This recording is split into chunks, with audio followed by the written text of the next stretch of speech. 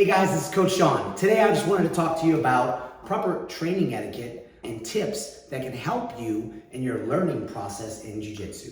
Preface it to say there's a ton of theories and studies and belief systems out there, including styles of ecological approach, learning styles.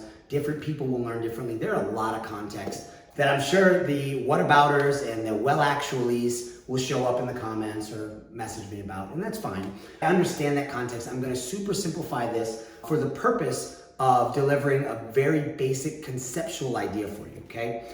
Your job should not be to remember every single move there is in Jiu Jitsu. So, what should you memorize and what should you learn? I believe that you should dial in on concepts. What makes all those moves possible in this position, right? And maybe it's that posture, certain pressures, certain connections, right? I always tell my students, it is like when you're in a class and you're learning maybe a particular guard or a particular sweep, you may fall into the trap of getting tunnel visioned on your coach's words for exactly those 8 steps that equal exactly this result, and that's the only way to do it, and there's no deviation.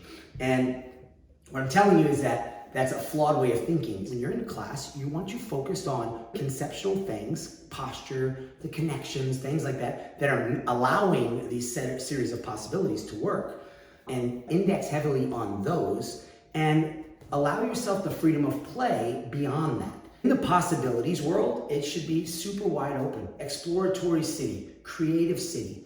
In the conceptual world, there's some creativity and some flexibility in there, but for the most part, it's pretty rigid in where things need to be. So focus your attention on making sure you've checked the boxes for the structure and then play within the structure. So I'll leave you with an analogy of this, right? I currently live north of the city of Atlanta. If you were to leave our gym that is north of the city of Atlanta, and I told you to get to Atlanta, you would need to at least understand directionality, north, south, east, and west, right? And maybe how to read a map to a degree. Now, you may say, yeah, but what's the best route? You could probably take 85 south to get there. If that's jammed up, there's like 1 or 2 other big roads and highways that can lead you to Atlanta from here.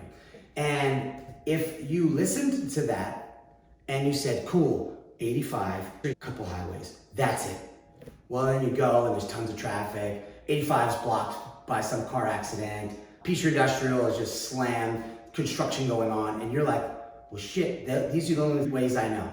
Now I'm stuck. Now what, right? Do I turn around and just go home? No, what I would want you to do instead of memorizing those things, you're taking that as a suggestion, but there's no such thing as the right way in that terms, right? The right way is, hey, make sure to go south, make sure to end up in Atlanta. Those are the what must be truths. That's the structure. That's the right way. But in the possibilities, in what road you take, what detour you make, what shortcut you might know, in that world, absolutely creative freedom, right? All I ask is that you got to Atlanta. In fact, if we're doing this for the purpose of growth, I would actually encourage you to get off the beaten path, and I want you to find new ways to Atlanta and bring them back to me and let me know. Help me grow, right? So take that analogy and put it in Jiu Jitsu. If I were to come to a class and teach you a very specific sweep, like the bump sweep from closed guard, right? Remember all the details. And you go to train and you're trying, but you can't get their hand to the mat. You can't get that chest-to-chest connection. There's one of those steps you're not able to do. And you're like, well, guess what he taught me is either bullshit or I'm just not good enough and I suck. And I'm here to tell you that's wrong.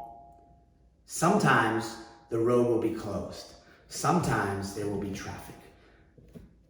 And you can stay on those roads, but I want you to think about other roads to get to the path. As long as you understand the concept, you understood that I need to go south, you understood that I needed to land in Atlanta, then you understand how to do the move. And you know how to do many moves. And in fact, you know how to start creating your own moves. So open your brain to creativity, utilize your abilities at the gym to be vulnerable and explore and test and explore some more. And you may decide that the main ways are the major ways. Cool. But you found it. And you have now way more context about all the what ifs in that scenario. And I want you to think about checking the boxes of what must be true, your posture, your connections, the pressures that you add, right? And then releasing yourself from being dogmatic about any moves, and then play. Then you're not working on a move, you're working on all moves. You're working on living, right? So in conclusion, know the concepts, know where north is, know where south is, know where you are and where you want to be, know some basics of fundamentals of posture, and forget everything else you know. Try not to even remember moves. Those are suggestions, and those roads work because they've been proven to work over time. But it's not the way. They are suggestions of a way.